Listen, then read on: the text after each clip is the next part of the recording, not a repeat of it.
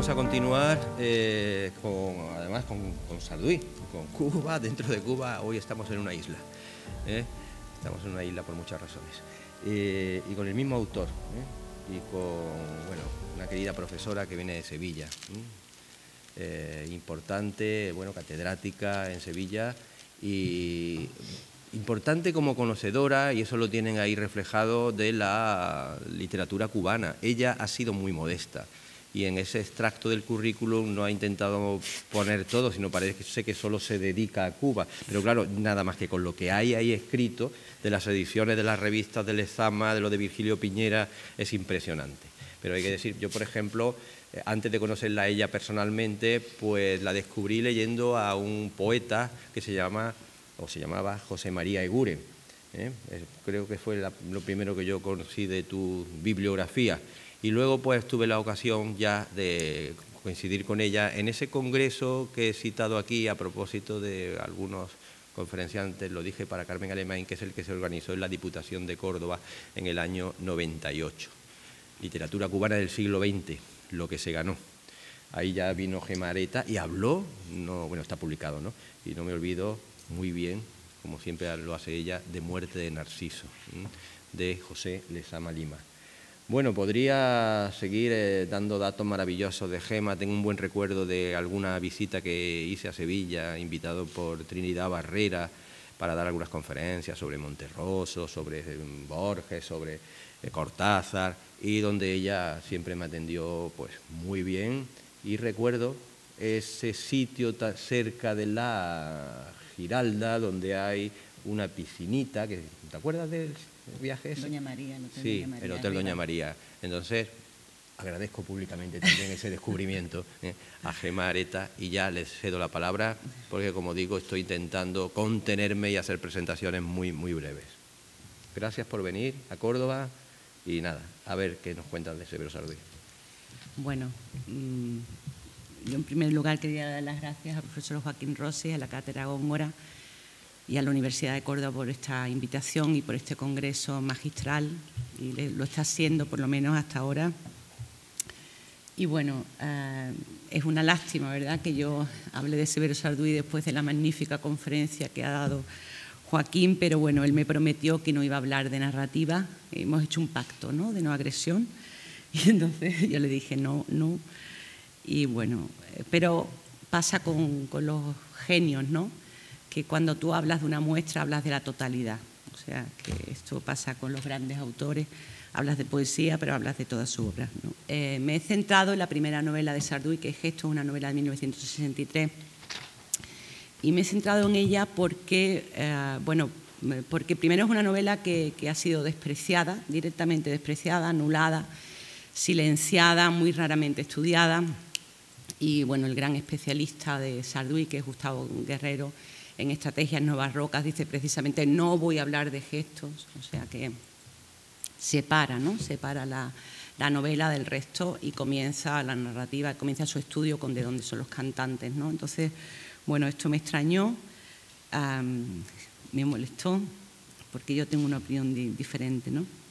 Y mi opinión, mi teoría, que sostienen también otros estudiosos de Sarduy, como Roberto Méndez, que es un especialista en pintura y es uno de los grandes especialistas en la relación entre literatura cubana y pintura, y él precisamente habla de gestos, de la importancia que tiene gestos como el principio de todo, como el origen de todo, ¿no? Y bueno, esto es lo que yo quiero plantear, ¿no? En esto se parece muchísimo Severo Sarduy a su maestro, ¿no?, a su maestro Lezama Lima, porque Lezama Lima, en una de las entrevistas, de las muchas entrevistas, y que seríamos los estudiosos sin las entrevistas, ¿no?, en una de sus entrevistas precisamente comentó que en Muerte de Narciso era el embrión de su obra futura, que todo estaba en Muerte de Narciso. Y yo creo que por lo menos gran parte de la narrativa, de todo lo que va a ser la narrativa de Severo Sarduy, las líneas principales están postuladas en esta novela, Gestos, ¿no? Comienzo con una cita de Sarduy, que es una cita, bueno, que todos conocemos porque repetimos, ¿no? repetimos citas que después se convierten en apócrifos. Y dice Sarduy, heredero es una definición, ¿no?, de lo que es un heredero. Heredero es el que descifra, el que lee. La herencia, más que una donación, es una obligación de la hermenéutica.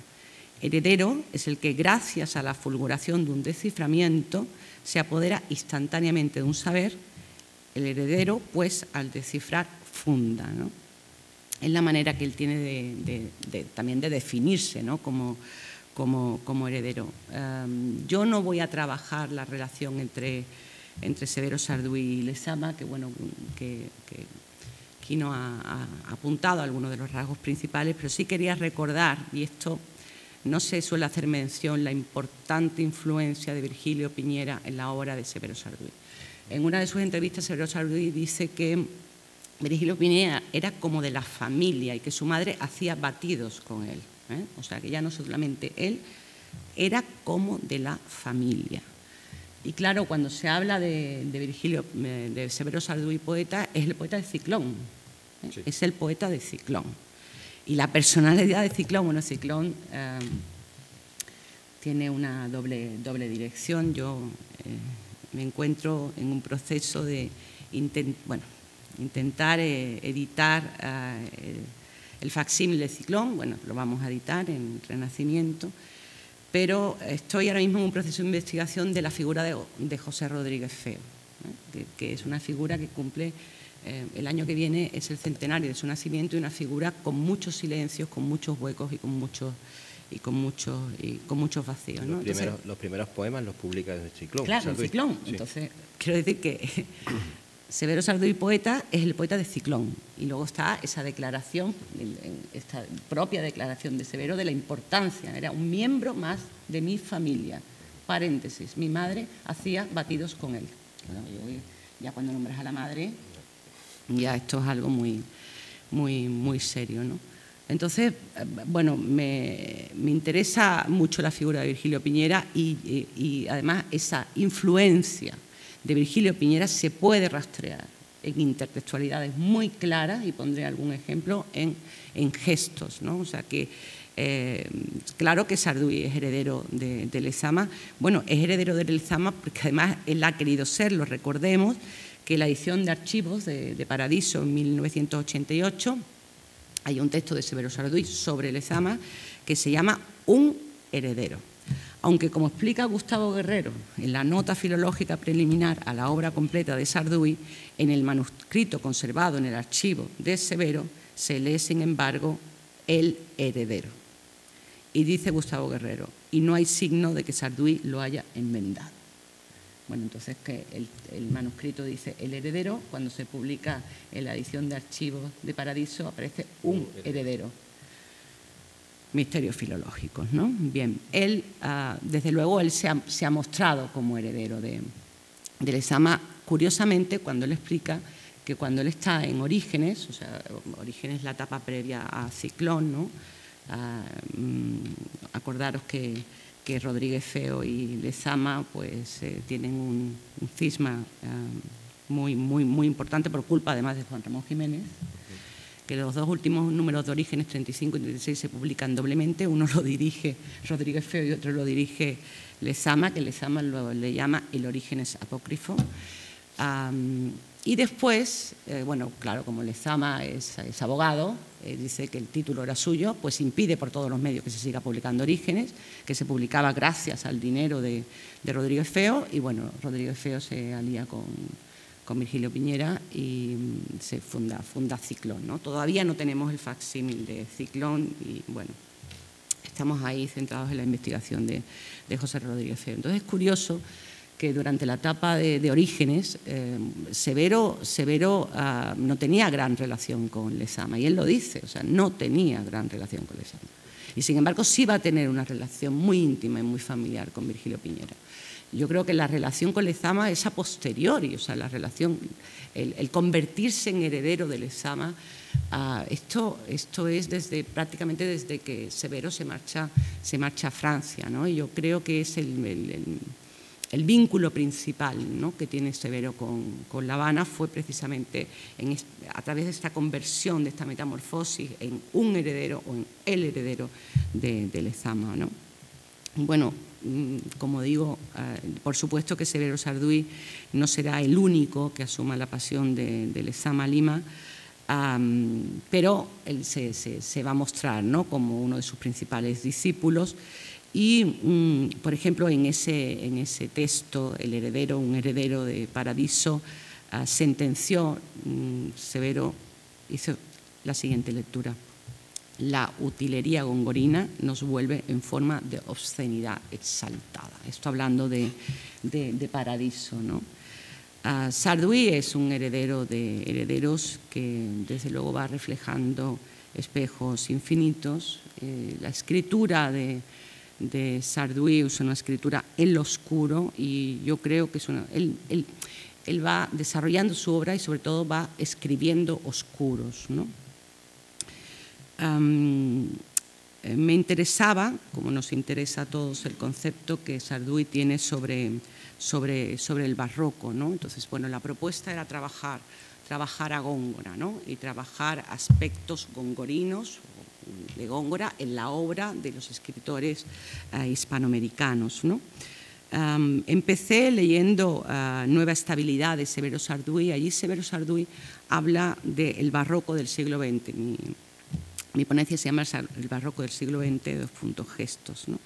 Y ahí en el barroco, en Nueva Estabilidad, explicando ese barroco del siglo XX, decía Sarduy, hablaba de esa retombée neobarroca, caracterizada, dice él, por la materia fonética y gráfica en expansión accidentada. Y esto lo pone, la retombée neobarroca la opone a la simple retombée.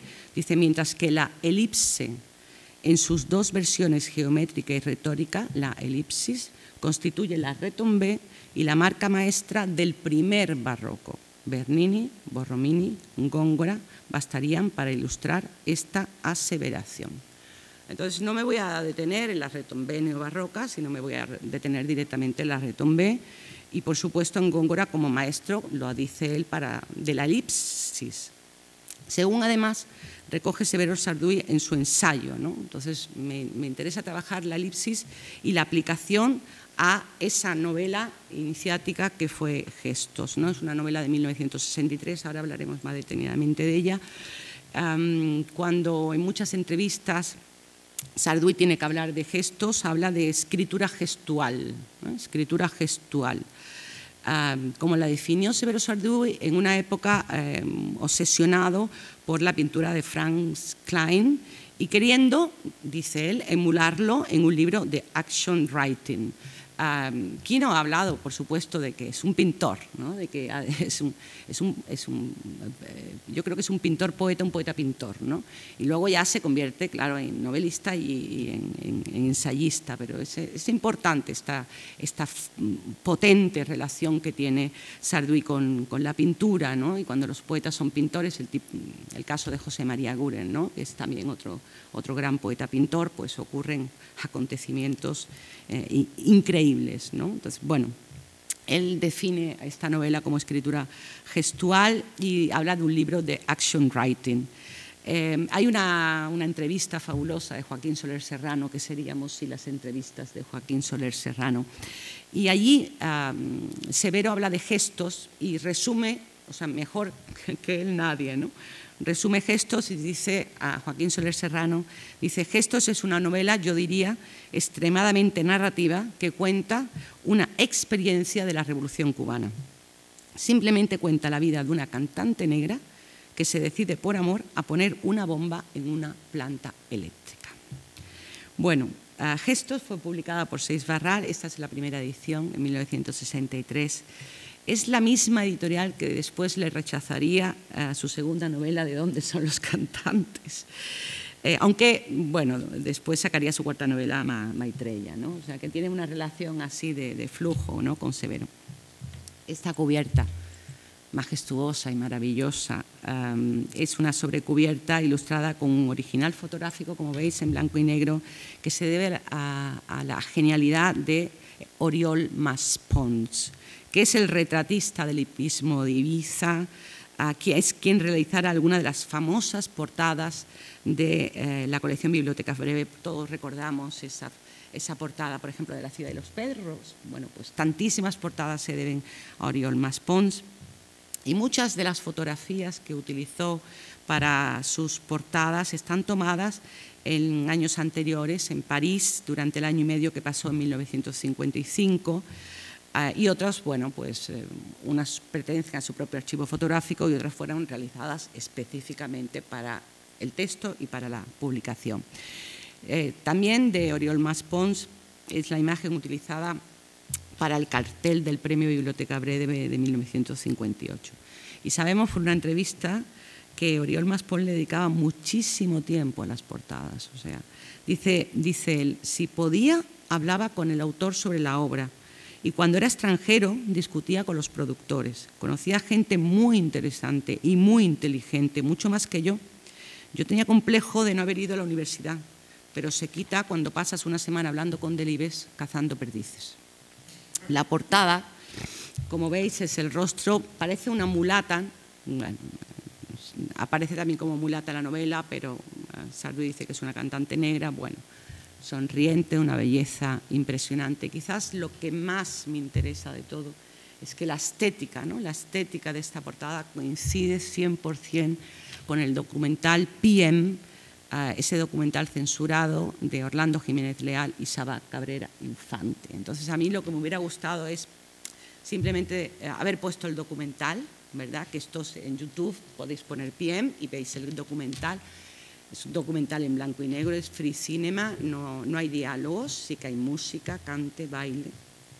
Es la Cuba nocturna, la Cuba en los bares, en los clubes, que es lo que va a aparecer precisamente en Gestos. Y el diálogo que no está en ese documental, deciros que ese diálogo está en Gestos de Severo Sardou. Curiosamente, esta novela la escribe en Francia, ¿verdad? La escribe en Francia, pero sin embargo la estética, ¿verdad? La estética está en absoluta consonancia con ese documental PM, ¿no? Entonces, es muy interesante leer la novela como la palabra escrita del documental PM. Esta es una propuesta de lectura que yo hago, ¿no? Sobre Gestos ha explicado mucho Sardou. Habla, dice, el impulso evidente fue por supuesto la revolución, pero él dice que había otros impulsos implícitos que quisiera precisar. Y dice, el tratar de reconstituir la realidad cubana a partir de percepciones plásticas, ¿no? Esto de pintura gestual, de action writing, y lo explica también, dice, como una escritura en que el cuerpo en su totalidad participe, no solo la cabeza, una escritura, llamémosla muscular, ¿no? Entonces, bueno, esta potente relación que tiene con el cuerpo, Sardou, es una relación que, claro, nos lleva directísimamente a Virgilio Piñera, ¿no? También Sardou ha hablado de la influencia de tropismos, del libro Tropismos de Nathalie Sorrot, y dice cómo en la materia de la novela, dice, nosotros podemos ir percatándonos de esos tropismos, y él explica cómo entiende estos tropismos, ¿no? Dice, esos movimientos casi indefinibles de atracción o de repulsión, dice, esas energías que animan localmente la multitud, que la desplazan, que la hacen cuerpo vivo. En un principio de Gestos, dice, también las calles de La Habana se ven así, como un fluir, un ir y venir sin centro. Acciones múltiples, colores, voces, ruidos, dice, como un largo traveling a través de la calle. El personaje no existe en realidad, sino como catalizador de esos movimientos, de esos tropismos. El verdadero personaje es la ciudad por la mañana, como si la novela se llamara La mañana, La Habana. O sea, incluso él llega a apuntar un posible segundo título de Gestos, La mañana, La Habana. Comentará también algo importante de esa relación, ¿no?, con la pintura. Comentará que en Gestos hay una planta eléctrica que durante el relato del libro será dinamitada. Dice Sardou, de repente esa planta eléctrica funciona como un cuadro de Soto, o sea, son rejillas que el narrador ve como un movimiento cinético. Hay un piso encima que funciona como un cuadro de Soto, otro piso que funciona como un cuadro de Vasarely, etcétera, dice Sardou. La realidad de la planta eléctrica está en el fondo cifrada a partir de un código de la figuración cinética. Pero claro, cuando tú lees ese capítulo de la planta eléctrica, o sea, sí, sabemos que hay este paralelismo con Soto y con Vasarely, pero lo sabemos porque lo dice Sarduy, pero si no te lo cuentan, desde luego la elipsis pictórica es absoluta y es total, ¿no?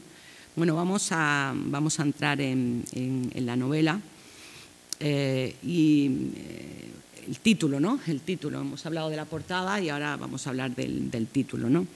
Y en el Cristo de la Rue Jacob, que es un texto biográfico de Sarduy de 1987, allí él comentaba respondiendo, hablaba de las formas de repetición, él hablaba de la repetición de 4 actividades, ¿no?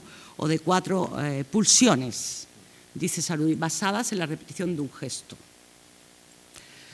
Y son 4 los gestos, que después repite en cromoterapia. Entonces, esos 4 gestos que ha señalado Sarduy, que dice que se repiten, que se encadenan de modo inexorable, como si al cumplirlos obedeciéramos a otro deseo, al deseo de otro, somos el doble, la mímesis de alguien, que es nuestro amante, antípoda y nuestro rival.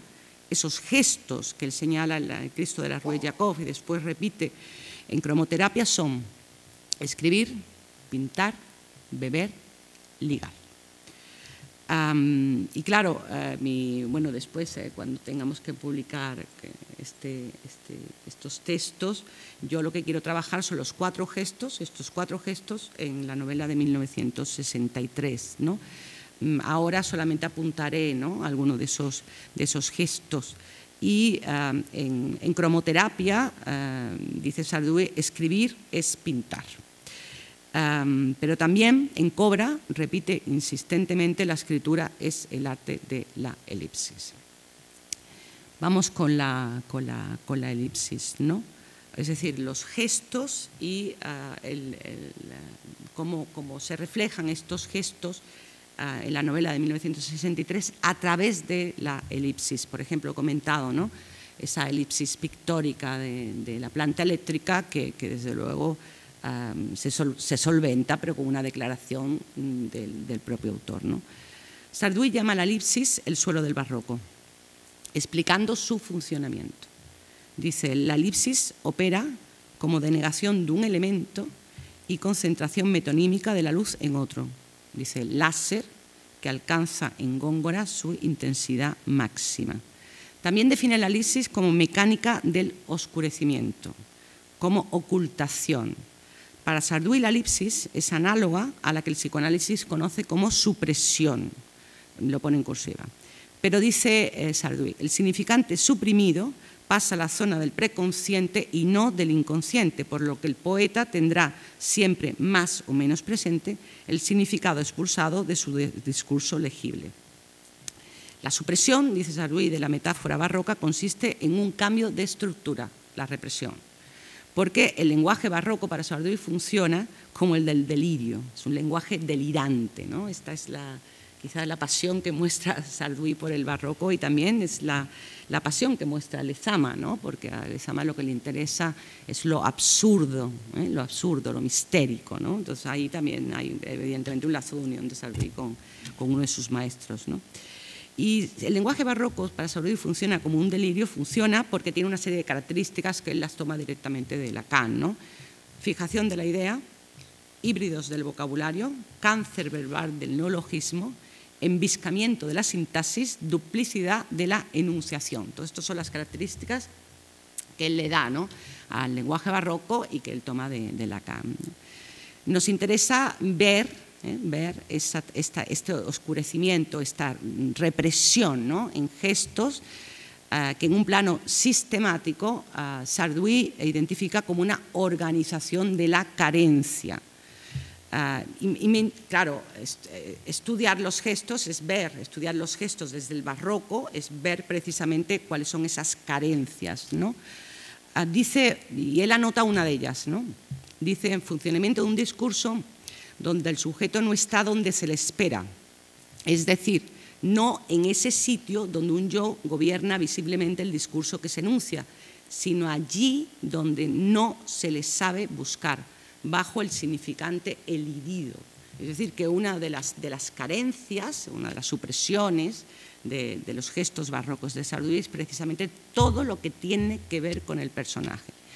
La lectura que queremos proponer de gestos parte del significado elíptico de la perífrasis gongorina.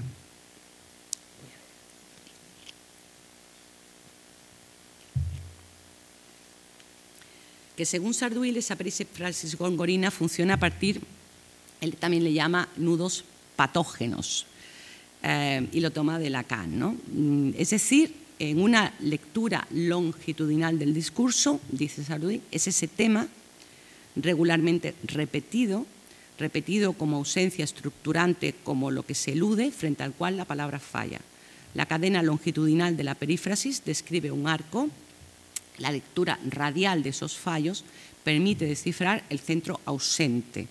Esa referencia central, dice Sarduy, es la naturaleza pensada, cornucopia. Referencia central en todas las obras de Sarduy, dichas por él, es la cubanidad. Ese saber inquisitivo del que confesaba Sarduy parte en mis trabajos. Por ello, pensamos que esos gestos que se repiten longitudinalmente, en esos gestos nosotros queremos situar verticalmente la elipsis y anotar sus centros ausentes en cada uno de ellos. Entonces, escribir, pintar, beber, ligar. Yo he elegido beber, ligar, ¿no? La relación entre estos dos gestos, ¿no? No me va a dar tiempo para explicar toda. He elegido esta pareja, ¿no? Pero bueno, asomarme a esos dos gestos sí, ¿no? Bueno, empezaré por situaros en la novela, ¿no? Brevemente. Gestos tiene 12 capítulos y se desarrolla en La Habana, en una ciudad convulsa, amenazada constantemente por la lluvia y las bombas. El tema del agua, pero el tema de la lluvia es realmente apasionante en la novela. Y la novela está situada temporalmente en los días previos a la entrada de las tropas revolucionarias. Su estructura tiene varios nudos, varios centros alternativos. La ciudad, evidentemente, lo ha dicho La Mañana en La Habana, ¿no? Este segundo título, la ciudad, su gente, la música, el baile y sobre todo esa noche habanera con sus bares y clubes, por eso os remitía a Piem, ¿no? Y uno de esos centros es la historia de amor, como decía Sarduy, entre una mujer negra, una cantante negra, y su amante blanco. Que su amante es un revolucionario que viene de luchar en la selva, él dice la selva, un revolucionario que viene de luchar en la selva. Y por amor a este amante blanco, esta mujer acabará poniendo bombas, acabará convirtiéndose en una terrorista. Porque, como dice en el capítulo 6, yo siempre he tenido tanto miedo a la electricidad, nunca he tenido un tocadiscos por miedo a electrocutarme. Poner una bomba no es difícil, yo pondré las que tú quieras. Otro de los nudos es precisamente todo lo relativo a la iniciación revolucionaria, ¿verdad?, de la protagonista, que comienza en el capítulo 3, en el 5 ella misma intenta poner una bomba fallida en un bar, en el 6 tiene lugar la planificación del atentado a la planta eléctrica, y hay un tema interesante porque esa planta eléctrica se parece a los cuadros de Soto, Vasarely, que dice Sarduy, bueno, esa planta eléctrica es la planta eléctrica de Tallapiedra, que era un alarde de la arquitectura moderna debida al francés Jorge Julián Carpentier, padre de nuestro novelista, ¿no? Es la planta eléctrica que va a ser bombardeada. En el 7 se escenifica la marcha hacia la planta eléctrica y en el 8 es cuando llegan y ponen la bomba, y en el 9 hay una explosión, la explosión de la planta eléctrica en la que seguramente muere su amante, ¿no? Sin embargo, y como definía Sarduy, la elipsis opera como denegación de un elemento y concentración metonímica de la luz en otro. Por ello, el activismo político de nuestra protagonista, que no tiene nombre hasta muy al final, es ella, y bueno, y es él, su activismo político nada significa porque no es más que un producto simulado. Nuestra protagonista no tiene una verdadera vocación política, ¿no? Es puro mimetismo. Sin embargo, es cierto que nuestra protagonista Es una mujer con una clara conciencia social, porque en el capítulo 3, hablando con un camarero en el Picasso Club, ella le pregunta si no siente el empuje, dice ella, lo que asusta, lo que aprieta, los que están arriba. Y el camarero entonces le contesta, usted es un poco barbuda, ¿no? Pero ella dice, yo no comprendo nada, nothing about nada. Y en el capítulo 5, en un bar, realiza un alegato a favor de la raza de color, ¿no? Alguien habla de negro y entonces ya dice, los negros somos gente como todo el mundo. ¿Sabe? ¿Sabe? En el capítulo 10, bueno, ahí están esos capítulos, pero hay muchas novelas dentro de Gestos, como no podía ser de otra forma en un escritor neobarroco. Hay muchas novelas y, bueno, hay una novela, pero hay una novela que se empieza a contar desde el capítulo 10. En el capítulo 10 son 12 capítulos, pero en el capítulo 10 la novela se da un giro, ¿no? Se vuelve del revés, ¿no? Es como si todas esas elipsis, todos estos gestos elípticos de repente se hubieran concentrado bueno, en una repetición que tiene que ver, que ahora lo veremos, con la repetición de selva o bosque, bosque, teatro, ¿no? Porque en el capítulo 10, hasta entonces, nuestra cantante, lavandera, bueno, ahora hablaremos un poco más de ella, en el capítulo 10 se ha convertido en actriz de teatro. Es también actriz de teatro, ¿no? Y entonces ahí se produce un arco narrativo que rompe la lectura radial revolucionaria, y esa actriz de teatro precisamente está representando a Antígona, la tragedia de Sófocles, donde nuestra protagonista se ha convertido en actriz. Entonces, claro, no puedes dejar de pensar en Electra Garrigó. Entonces, esta novela, ¿verdad? Desde el capítulo 10 es otra novela, y ese capítulo comienza con una frase que dice «Estamos en Tebas», y termina, de ese mismo capítulo termina de la siguiente forma. Es un texto que quiero leer. Estamos en Tebas, estamos en Tebas, estamos en La Habana, en el bosque de La Habana, en el cuento de los bosques de Viena. Aquí termina todo. Aquí Dolores Rondón finalizó su carrera. Ven mortal y considera las grandezas cuales son. Soledad. Habrá que poner un girasol para Ochun, pero estamos en Tebas. Ustedes de los que piensan que un día se va a acabar el mundo, que un día se va a acabar el mundo. ¿Un día? ¿No me han llamado? Nuestra protagonista es anónima hasta este capítulo, hasta el capítulo 10. Y en este capítulo ella queda conectada con el personaje de Dolores Rondón. Dolores Rondón es un personaje que en uno de los textos autobiográficos de Sarduy ya aparecía citada en 1960. Cuidado con esto. O sea, en 1960, en una entrada de 1960, anota Severo Sarduy lo siguiente: el peinado de la Dolores Rondón es el de Julia Titi, hija de Tito. Sabemos que poco después de la entrada de Castro en La Habana, y gracias a una beca para estudiar durante un año crítica de arte en Francia, Sarduy llega a Europa. Cuando se termina la beca sigue quedándose, dice, me fui quedando, para terminar su tesis sobre el retrato fablio. En Gestos, Sarduy reproduce los primeros versos de la 10ª epitafio grabada en la lápida del cementerio de Camagüey, y que poco después se extenderá como relato en De dónde son los cantantes, en un capítulo que se llama La Dolores Rondón. Entonces, claro, desde el capítulo 10 Gestos es otra novela, porque ella está conectada con Dolores Rondón. Bueno, y se puede contar la literatura cubana desde Camagüey, se debe contar la literatura cubana desde Camagüey, ¿no? Bueno, Severo nace en Camagüey, Virgilio Piñera no nace en Camagüey, nace en Cárdenas, pero dice él dice, yo soy camagüeyano por adopción. Y después, bueno, ahí está Emilio Vallagas, está Nicolás Guillén, están, bueno, tantos y tan grandes poetas, ¿no? Entonces hay una literatura cubana que se tiene que contar desde Camagüey, y ahí estaría evidentemente Severo Sarduy. Bueno, el capítulo 10, ¿no? En el capítulo 11, bueno, el gobierno repara la planta eléctrica, y luego y el mitin de proclamación, esto en el capítulo 11, y en el capítulo final, entre ráfagas de tiros que preceden a la entrada triunfal de las tropas revolucionarias en La Habana, Ella simplemente expresa, o sea, la novela termina con lo siguiente: he perdido toda la tarde, ni siquiera he lavado. Estas son las palabras finales de Gestos, ¿no? 12 capítulos. La estructura sigue la estructura de la rumba y del compás, la clave de 3x2. 3 rápidos, 2 lentos. Esa clave aparece al principio y al final de la novela. Los negros que cantan en La Habana, al principio, al final los negros de La Habana que cantan. Y en el último capítulo, además, mientras están entrando, nuestra protagonista está leyendo una novela.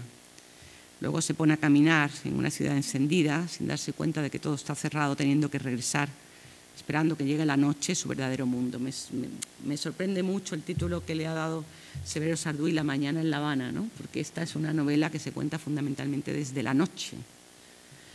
Bueno, pues esto es el barroco, ¿no? La sentencia órfica de Lezama que decíamos ayer, ¿no? Bueno, os he puesto un poco la sinopsis de la novela y ahora me quiero centrar en estos 2 gestos de los 4, beber y ligar, ¿no? Bueno, hasta donde pueda llegar, ¿no? El primer capítulo de la novela comienza con movimiento, ¿no? Él hablaba de los tropismos como el movimiento, ¿no? El movimiento en La Habana, ¿no? Ese tránsito que nunca cesa, de una ciudad que nunca duerme. Claro, pero el movimiento se opone desde el primer capítulo con la fijeza, ¿no? Quiero recordar que Lezama tiene un poemario que se llama precisamente La fijeza, ¿no? Y ese poemario de Lezama es muy importante porque Lezama no se le ocurre otra cosa que incorporar a la fijeza las 10 editoriales de Nadie Parecía, o sea, las páginas editoriales de Nadie Parecía, después se las incluye en su poemario.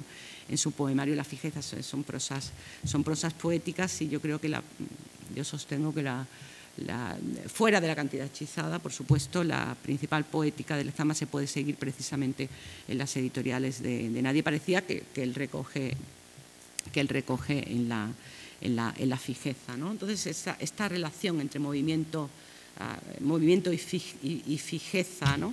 Así comienza la novela, el movimiento frente a el aquí. ¿El aquí de quién? El aquí de los apuntadores de las diferentes loterías. La importancia, bueno, ahí empieza ya la importancia de la cultura china, de todo lo que el currículum cubense, ¿no? Que él va a trabajar, de dónde son los cantantes, pues porque todo está en gestos, creedme. Y el movimiento y después el aquí de los apuntadores. Pero el aquí de los apuntadores también, el de la gente que está esperando las apariciones de la suerte, está representado por un bloque, está representado por la arquitectura, por un bloque, dice Sarduy, donde se unen la ciudad vieja y la nueva, ¿no? Porque también es una novela de límites, ¿no? Es una novela fronteriza, de potentes razones fronterizas, ¿no? Y entonces habla, ¿no? De La Habana y el Vedado, habla de la ciudad vieja y de la ciudad nueva, por ejemplo, dice: a partir de esta casa ya es el Vedado, esta es La Habana. Y en esos límites, a veces los límites están representados, como en el capítulo primero, por un absurdo arquitectónico, ¿no? Dice Sarduy: una casa que en el segundo piso se convierte en una torre que termina en cúpula renacentista, dice. Y es ahí, en esa esquina, donde se apunta y se espera la tirada, dice. Y es ahí, en esa esquina, donde se reúnen decimistas, trovadores improvisados, dice, donde se reúnen negros que cantan. Dice, esos negros, dice Sarduy, que cantan entre tirada y tirada, que van y vienen por todas partes siempre cantando, la ciudad y sus múltiples loterías, las cifras y sus símbolos, pero sobre todo esos negros que van cantando, y porque están sin trabajo, ¿no? Esto ocurre justamente antes de que empiece a introducir a nuestro personaje, ¿no? Y después de hablar de esos negros que están cantando, que van y vienen por toda la ciudad y que se reúnen en ese aquí, ¿no? En donde están los decimistas. Entonces Sarduy recuerda en ese momento, leo literal, a un negro, de los negros que están cantando. Él recuerda, o sea, hace una individualidad, ¿no? Recuerda a un negro, dice, con voz de bajo, que canta en la playa, que como no puede pagarse una publicidad, va poniendo su nombre y su cruz en todas las paredes, puertas, aceras, espacios en blanco, que encuentra su camino. Y dice, él canta sin micrófono en una casa de guano llena de cintas azules, se acompaña de batería rudimentaria, cucharas, sartenes, una quijada de vaca. Es pobre, bebe. Una vez lo vistieron a la moda, lo hicieron estrella de un cabaret, de frac, peinado y pulcro. Cantaba sones orientales acompañado de una orquesta para los americanos. No pudo resistirlo.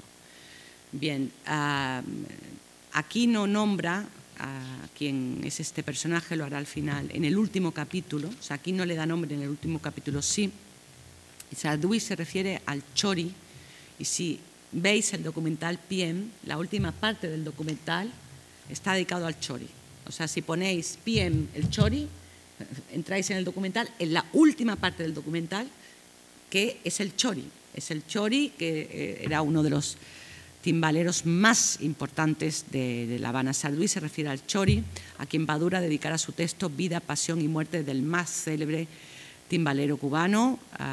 Bueno, Petito Puente es un admirador del chori, el propio Lorca llegó a conocerlo. Habla Padura del chori en su viaje más largo. Y como escribe Sardou en gestos, a veces se puede seguir su ruta, la ruta del chori, porque el chori va poniendo su nombre por toda la ciudad y haciendo señales. A veces se puede seguir su ruta a través de la ciudad hasta que las marcas poco a poco se van quedando más claras ya en las afueras hasta que desaparecen. Y será en el último capítulo, esto es en el primero, ¿no? Será en el último capítulo cuando nuestra protagonista deambula por la ciudad y dice Sardou, y en los contenes está escrito con tiza chori, chori y una cruz, ¿no? Todo lo anterior, o sea, los negros que van cantando por La Habana, el chori, este timbalero que al principio no tiene nombre, pero todo lo anterior, en el capítulo primero, sirve de presentación a una mujer negra, lavandera de día, cantante en los clubes nocturnos y actriz, con un carácter muy fuerte, una alta conciencia de su raza, dolores de cabeza constantes, siempre acompañada de una pequeña maleta con sus aspirinas, una bata de cola roja, guantes negros, un par de sandalias de cuero, la misma maleta donde esconderá las bombas, porque por amor a su amante blanco se convertirá en terrorista. ¿Cómo describe Sardou a nuestra protagonista? Dice, esta es la mejor de todos, cuando habla de los cantantes negros y después habla del chori. Casi nadie la conoce. Aparece cuanto quiere. Canta si tiene deseos. Siempre bebe. ¿No? Siempre bebe. Por esto hablo de beber y ligar, ¿no? De la unión de estos dos gestos. Así inicia Sardou la presentación de nuestra protagonista, quien cuando está cantando en el show que ella hace siempre se dirige a un muchacho blanco que está sentado próximo a la pista. Dice, fue el día que él no vino, que ella interrumpió para hablar de su dolor de cabeza y de su doble personalidad. Raramente ensaya, dice Sardou, y cuando lo hace siempre peleando. Por una luz mal puesta, por el piano fuera de tiempo, por falta de público, por el exceso, por el poco sueldo, por la cabeza con su pelo y su dolor. Su voz es grave, baja, áspera casi. Es su modo de decir y no su voz lo que importa. Ella modifica la letra de las canciones y frecuentemente tararea párrafos enteros que no recuerda. Una vez interrumpió para hablar de su dolor. Miren, miren bien y díganme si no es un asco de vida, de manos y de uñas. No sé a qué tenerme, así con esta estampa, ¿quién puede ser feliz? Criada por el día y artista por la noche, una doble personalidad, dice ella. Sardou nos explica muy lentamente el show, como ella es a veces una marioneta acompañada por una orquesta. Dice Sardou que aparece como un grupo de títeres que manejara un borracho. Lo busca, siempre ella que actúa lo busca, pero él no ha venido. Cuando termina ese día que no ha venido, cuando termina su actuación, desesperada, muerta de amor, digo yo, no, dice Sardou, entra en el bar donde mezcla menta, coñac, vino de rosas, anís. Dice Sardou, ella debe esperar aquí abajo o salir sola a la calle o deambular entre la gente que va y viene. Hasta que amanezca, hasta que rendida de buscarlo entre los que vienen de la playa, entre los que apuntan números, entre los que toman café, decida irse a su casa. El reencuentro con su amante se produce en el segundo En el segundo capítulo, en el Café Vicky, se describe al amado, la barba, la nariz gruesa que le da dice Sardou, un aire mulato al rostro, el pelo en desorden. Él le cuenta que ha estado fuera, le dice en la selva, sí, claro, en el bosque digo, esto es literal, en la selva, sí, claro, en el bosque digo, mientras ella lo ha buscado por todas las esquinas, por toda la ciudad. En la conversación él va comentando noticias, él comenta noticias políticas, porque él viene de luchar, ¿no? Él comenta que han comenzado las bombas, la guerra en Oriente, dice él. Dicen que tienen hasta aviones, van a venir en una invasión. Y bueno, esto es como un diálogo de sordos. Mientras él va comentando noticias políticas, ella expresa su angustia amorosa. Te he esperado, ha llovido toda la noche, por esta esquina, por toda la ciudad. Que te espere, que piense en ti, que me torture. Esta será la última vez. Y él, mientras tanto, es aquí donde he estado, ¿no? Dice, en esta selva.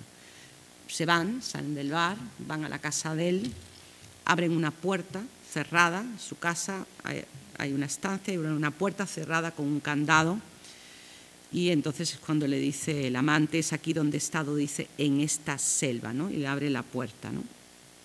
Y lo que hay dentro de esa habitación, ¿no? Y así lo describe Sardou, una selva, una verdadera selva inmóvil, donde no se escucha el grito de las fieras y los pájaros, ni el rumor de la hierba creciendo, donde los árboles no se pueden talar para formar un camino, ni apartar para que recobren luego elásticos su posición anterior, sino trasladar en peso para formar otras selvas que permanecen estáticas, secretas, frondosa de ametralladoras. Las lianas unen pistolas, granadas, niples, o sea, lo que tiene en su casa es un arsenal, arsenal. Y se lo ha enseñado a ella, ¿no? Pero en este texto que acabo de leer, bueno, yo no dejo de ver la influencia, sobre todo de Wilfredo Lam y de Virgilio Piñera. Bueno, Wilfredo Lam va a ser uno de los pintores preferidos de Virgilio Piñera. Y lo que quiero recordar es la relación entre Wilfredo Lam y Virgilio Piñera, que no se ha estudiado suficientemente, y de lo que supuso para Virgilio Piñera el impacto de la llegada de Wilfredo Lam a La Habana. Porque cuando Wilfredo Lam llega a La Habana, lo primero que hace Wilfredo Lam es pintar un cuadro portentoso que se llama La Jungla. La Jungla. Que es un cuadro, llega a La Habana en 1941 y lo pinta entre el 42 y el 43. Mientras lo está pintando en su atelier, bueno, ahí estaba Lezama, ahí estaba Virgilio Piñera, por allí pasaba todo el mundo y la gente que se asomaba y decía, es el infierno, es el infierno, es el horror, ¿no? Pero la influencia, bueno, y hay un texto de Virgilio Piñera, un ensayo de Virgilio Piñera, donde Virgilio Piñera habla de la importancia que fue la llegada de Wilfredo Lam a La Habana. Bueno, Wilfredo Lam a La Habana llega en el barco Capitán Paul Lemaire, ¿no? Y hay un libro, un ensayo, bueno, una investigación fastuosa de John Juaristi, que se llama Los árboles portátiles, es un verso de Lope de Vega, donde él habla precisamente de ese trayecto desde Marsella, ¿no? En el barco Capitán Paul Lemaire, que estaba Claude Lévi-Strauss, Wilfredo Lam, ¿verdad? Y André Breton, y 250 más, ¿vale? Pero muy importante ese trayecto y ese viaje del Capitán Paul Lemaire, del barco Capitán Paul Lemaire. En ese barco iba Wilfredo Lam, y Wilfredo Lam, bueno, el barco llegó luego a Nueva York, pasan por la Martinica, bueno, la relación de Wilfredo Lam, ¿no? Con Aimé Césaire, bueno, esto no lo voy a trabajar ahora, pero sí me interesa simplemente recordar que en 1941 Virgilio Piñera ha publicado un poema que se llama La destrucción del danzante, que él dice, es un poema lezamiano de los pies a la cabeza. Dice, y es un poema lezamiano, dice, porque yo desconocía a Breton, a Moliner, a Perret. Dice, y lo único que tenía a mano era Lezama y Lecheman. Eso es lo que dice él. Y esto es la destrucción del danzante, ¿no? Que la destrucción del danzante, la fecha de escritura es 1941. Sin embargo, en el segundo número de la revista Poeta, en mayo del 43, del 41 pasamos a mayo del 43, en mayo del 43 Virgilio Piñera hace una traducción de Nicolás Calás, de Oración y Poesía, y hace una traducción de un poema de Meche Ser, Conquista del Alba. Es decir, se ha convertido en un traductor de surrealistas, ¿no? Y todo esto, evidentemente, está recogido en para mí, su obra máxima, sin despreciar ninguna, pero para mí la obra máxima, como decía, se hablaba de la obra máxima de Vallejo, ¿cuál puede ser sino Trilce, ¿no? La obra máxima de Virgilio Piñera, ¿cuál puede ser sino La isla en peso, ¿no? Y La isla en peso tiene la fecha del 43. O sea que ahí hay una influencia de la pintura de Lam, por supuesto, en la isla en peso, ¿no?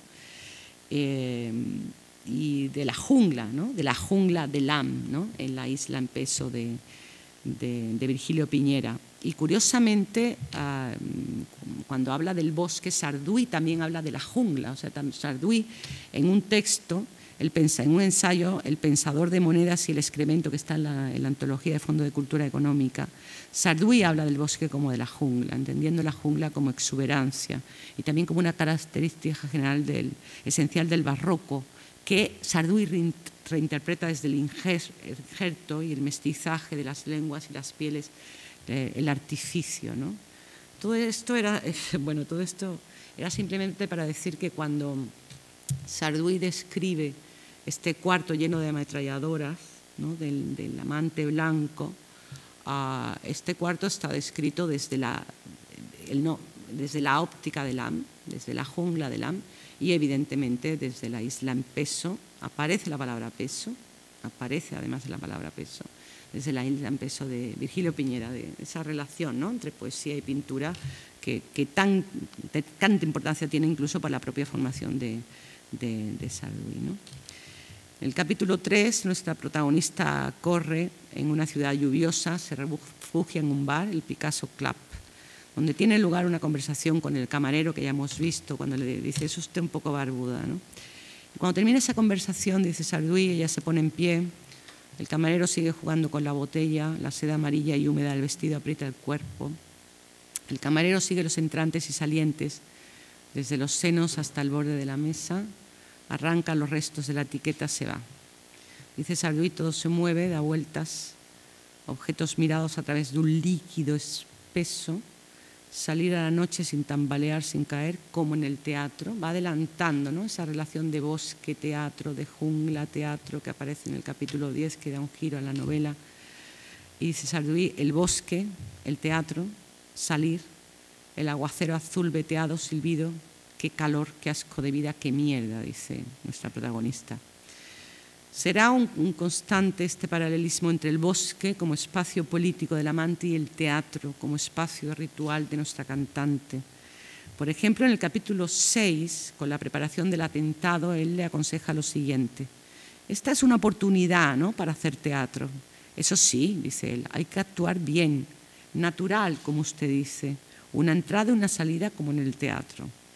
Mientras ella, que pone, evidentemente va a poner la bomba por amor, mientras ella se queja, mira cómo me he comido las uñas, mira qué uñas para poner una bomba, mira qué estampa, lavar por el día y poner bombas por la noche, un artista poniendo bombas, qué vida, dinamitera y actriz.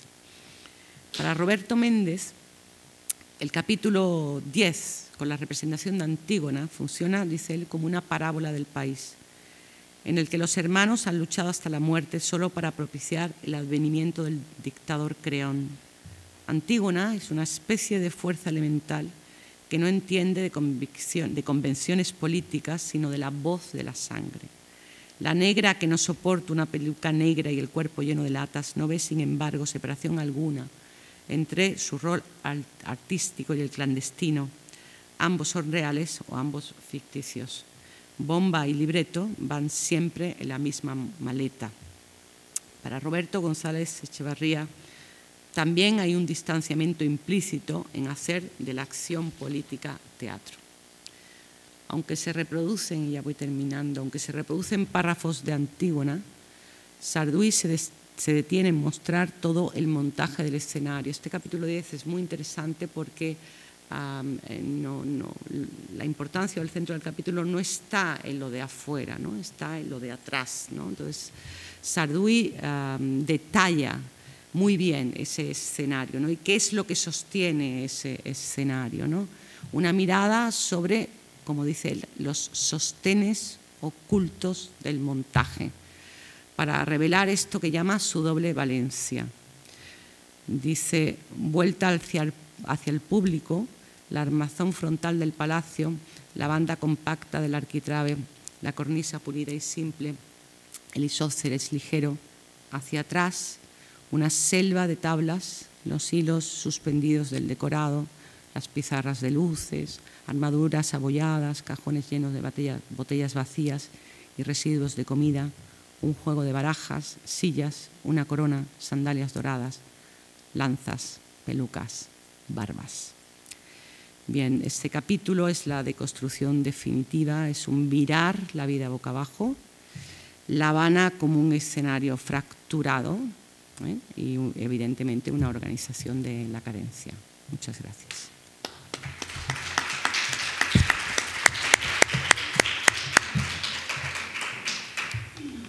Muchas gracias, Gemma. Media hora, ¿no? Con esa... ¿Perdón? Sí, yo he hablado más, seguro que bueno, no te preocupes. Esa recuperación de esta primera novela de Severo Sarduy, Gestos, me han interesado varias cosas, voy a comentarte algunas. Bueno, hay que recordar, es verdad lo que tú dices, que De dónde son los cantantes es rechazada por Barral, y luego se publica en México, me parece. Sí, Joaquín Mortis. Eso es. Pero claro, es que tanto Carlos Barral como Feltrinelli, como bien sabes, empiezan a defenderse después de la publicación de Gestos de haber publicado a Sarduy, porque es el momento en que él es acusado de espionaje y solamente Mir Rodríguez Monegal es el que lo va a apoyar, ¿no? Por ese aislamiento, ¿no?, del régimen castrista al que es sometido. Eso por un lado, ¿no?, para poner un poco en contexto lo de la renuncia de Carlos Barral a De dónde son los cantantes. Esos 4 gestos, ¿no?, lo repite, cromoterapia, son importantes, y también cromoterapia está la clave de la conexión entre la estética literaria y la pictórica en Sarduy. Por eso yo reivindicaba su poesía como clave también para interpretar sus ensayos y sus novelas. Y curiosamente, ese final que has leído, de Fragmentado, donde predominan los procedimientos descriptivos, como en gran parte de Gestos, tiene muchísima relación con un procedimiento que Sarduy utiliza desde sus primeros poemas. Aunque él lo recoge todo en Big Bang, pero hay una colección previa a Big Bang, que luego es reelaborada, que se titula Poemas bizantinos, y que además tiene que ver con este viaje suyo a Turquía, del que yo he hablado, donde está la clave de toda su poesía posterior. Bien, pues uno de los procedimientos utilizados en esos poemas, como también se puede ver en flamenco, es el uso de descripciones basadas en cuerpos geométricos, ¿no? No es solo que la pintura, él fuera pintor y le dedica homenajes a Morandi, a Rothko, que es uno de su dios, ¿no?, para él, ¿no?, a José Luis Cuevas, a Velázquez, la alegoría de Holbein, ¿no?, estos autores, estos pintores, ¿no?, y toda la relación. Es que no es solo eso, no es la relación pintura-poesía por las referencias, es también que su poesía, y también lo que tú acabas de leer, y esta novela concretamente, está cuajada de esa forma de construir geométrica, ¿no?, la importancia de lo geométrico, los cuadrados, las líneas, y ese final, ¿no?, es muy ilustrativo, ¿no?, de esa conexión. Por tanto, creo, no sé, ya estoy hablando demasiado, esta interpretación tuya de la defragmentación abona la hipótesis de que pasa con otros autores, pasa también con Octavio Paz. Muchas veces separar por géneros el estudio de su producción no es bueno, sino que un género ilumina a otro, ¿no? Pero primero la poesía. Para él dice eso, dice, lo primero es la poesía, claro. Y vuelve a la poesía al final de su vida. Al final de su vida, cuando se le diagnostica el SIDA en el año 90, él dice que solo se dedica a pintar y a escribir, ¿no? Vuelve a la poesía, ¿no? Igual que vuelve a la rutina, porque era muy rutinario, ¿eh? Cuando habla de los gestos, no se trata solo de los 4 gestos sin más, sino, tú lo has dicho, sino de que hay un Una repetición. Un ritmo, Sí. una repetición, que es Muy clave importante. en su... Por eso es un poeta tan rítmico, ¿no? Y lo dicen algunas de las citas, ¿no?, que yo puse cuando dice, no, lo que me interesa ahora del barroco son paralelismos, correlaciones. Por eso hay un prejuicio de estudiar a Sarduy, por la fiebre inmanentista que todo el mundo, se cometieron excesos, ¿no?, estudiaba la métrica, la retórica, y se cometieron muchos excesos interpretativos y algunos comentarios eran directamente malos. Entonces, Sarduy, ¿a qué estudia Sarduy? Bueno, pues a ver qué dice Sarduy sobre el barroco, la estética, la posmodernidad.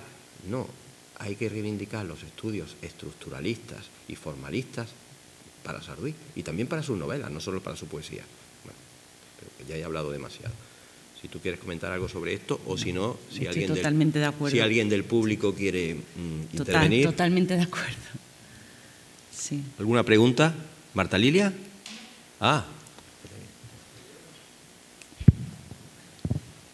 Luis. Soy ya el preguntón del Congreso. Eso está muy bien, para eso estamos aquí.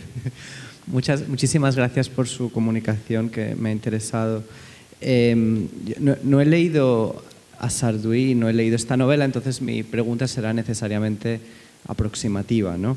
Pero me ha interesado la cuestión racial en Sarduy y me encantaría que habláramos un poco más del tema. Gestos se publica en el 63, ¿verdad? Que es un año muy importante, está el movimiento por los derechos civiles en Estados Unidos en pleno auge y sabemos que se seguía desde Cuba, ¿no? Nicolás Guillén, por ejemplo, tiene un poema sobre una elegía a Emmett Till, el joven adolescente afroamericano que fue linchado, ¿no?, por una turba blanca en el 55, así que me preguntaba si esa, sobre todo porque es una pareja interracial, ¿verdad?, la pareja protagonista de la novela, ¿se nota ese trasfondo de lo que está pasando en Estados Unidos? ¿Cómo se enfoca el tema de las relaciones interraciales y en particular de la opresión de la población afrodescendiente? Muchas gracias. Gracias a ti. Cuando, precisamente, como es una mujer, diríamos, en mi tierra de armas tomar, una mujer de armas tomar. Cuando ella intenta poner una primera bomba en el bar, intenta poner una primera bomba que lleva en la maleta, precisamente es cuando hablan de los negros, ella se enfada y entonces hace esta inquisición, ¿no? Y por culpa, ¿no?, por culpa del enfado que ella tiene, pues la maleta rueda y la maleta se abre y esa es una bomba fallida, ¿no? Entonces hay esta creencia, ¿no?, este orgullo, de raza. Entonces, bueno, esto que tú mismo acabas de señalar, que es tan importante, ¿no?, esa relación interracial, ¿no? Entonces, bueno, ahí está la modernidad, ¿no?, la modernidad de Sarduy, ¿no?, que Lezama también está, pero está más solapada.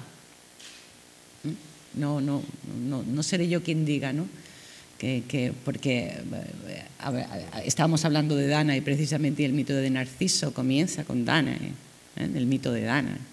Entonces, bueno, el mito de Danae también es el disfrute, ¿no?, del placer y del propio cuerpo, ¿no? Estoy pensando, por ejemplo, en la Danae de Gustav Klimt, ¿no? Entonces, bueno, en esto Sarduy es un adelantado, es un adelantado. Y también es un adelantado porque, curiosamente, esta novela, por eso me interesa la elipsis, ¿no? La elipsis no de beber, pero sí la de ligar, ¿no? La de ligar me interesa muchísimo, porque esta novela, que supuestamente tendría que ser una novela politizada, es una novela donde la política no tiene importancia. No tiene importancia, eso queda en la superficie. Y lo que hay abajo es esa historia de amor. Y entonces lo que me interesa es comentar esa elipsis que él dice, él ha aprendido en Góngora, y estos centros ausentes, O, evidentemente, ese último capítulo del Teatro vuelto al revés, claro, esto es La Menina de Velázquez, que es uno de los cuadros que a él más le obsesionaba. O sea, ¿qué está pintando Velázquez en ese cuadro? Dice, está pintando las meninas. Bueno, hay un juego de Severo Sarduy. Entonces, él realmente es un adelantado a su tiempo, un adelantado a su tiempo. Y claro, él se va de La Habana precisamente después, o sea, es enero del 59, y recuerdo que era diciembre del 59 cuando él se marcha de La Habana, ¿no? O sea, que él ha asistido, ¿no?, a los días previos, a la entrada, todo esto, ¿no? Y sin embargo, él sitúa la novela en espacios, hace una elipsis, y la sitúa en espacios totalmente distintos, distintos. Entonces, bueno, si tú lees el resto de las novelas, mi propuesta es que todo está apuntado, todo está indicado, o sea, todos los signos y todas las señales están realmente en gestos. Aunque él después, él señala, ¿no?, esos 4 gestos tan importantes. Y luego algo más me habías dicho apasionante, y ahora, disculpa. Ah, sí, en todo este mundo de clubes y de boats, cuando ella dice, no entiendo nada, dice nothing about nada, que dice ya nothing about nada, y hay mucho marino norteamericano, y todo esto se refleja, o sea, todo esto se refleja en la novela, ¿no? La presencia en esa Habana nocturna, ¿no?, que es muy fuerte esa presencia, ¿no?, de blancos y de yanquis, y viviendo las noches de La Habana, ¿no? Entonces, bueno, esto cuando él dice el traveling, ¿no?, esta cámara, ¿no?, y el cómo va poniendo diferentes cámaras, y va poniendo también diferentes cámaras sobre el beber de otros y también sobre el ligar de otros, ¿no? O sea, por supuesto que eso estaba en la noche habanera. Y en el documental PM, en un determinado momento puedes ver a un chico blanco que se pone ya a bailar, ¿no?, y se quiere hacer el amo de la fiesta. Bueno, tiene ritmo, rápidamente un poco que lo echan para el lado, ¿no? Pero es muy interesante ver ese documental, ¿no? Yo te recomendaría que antes de leer la novela que veas el documental, porque además la última parte del documental está dedicada al chori, ¿no? Alguien que hace música con cucharas, alguien que hacía música con botellas llenas de agua, alguien que hacía música con sartenes, o sea, percusión, alguien que hacía percusión, uno de los más importantes percusionistas, ¿no? Entonces, antes de Sarduy presentarnos a ella, primero están los negros que van cantando por La Habana, y después este timbalero que al principio no tiene nombre y que lo va a tener al final de la novela, ¿no? Una novela que va girando sobre sí misma constantemente. Bueno, hay esta estructura de 3x2 que utiliza Sarduy, y si quieres que te lo diga a la manera de Lezama, yo te diría un círculo que se abre en espiral, que es como Lezama define su gran estructura, ¿no? De nada, gracias a ti. ¿Más preguntas? Bueno, vamos a descansar 15 minutos y tiempo para lo que cada uno quiera. Escribir, pintar, beber ligar, o ligar. Beber, ligar. Así que a la 1 nos vemos para la segunda sesión de comunicaciones centrada en el siglo XX. En esa sesión, aquí ya tenemos al moderador, Paulo Gatica Cote. Habrá solo 3 comunicaciones, lo adelanto, porque el profesor de Brasil no ha podido desplazarse finalmente hasta Córdoba. Gracias.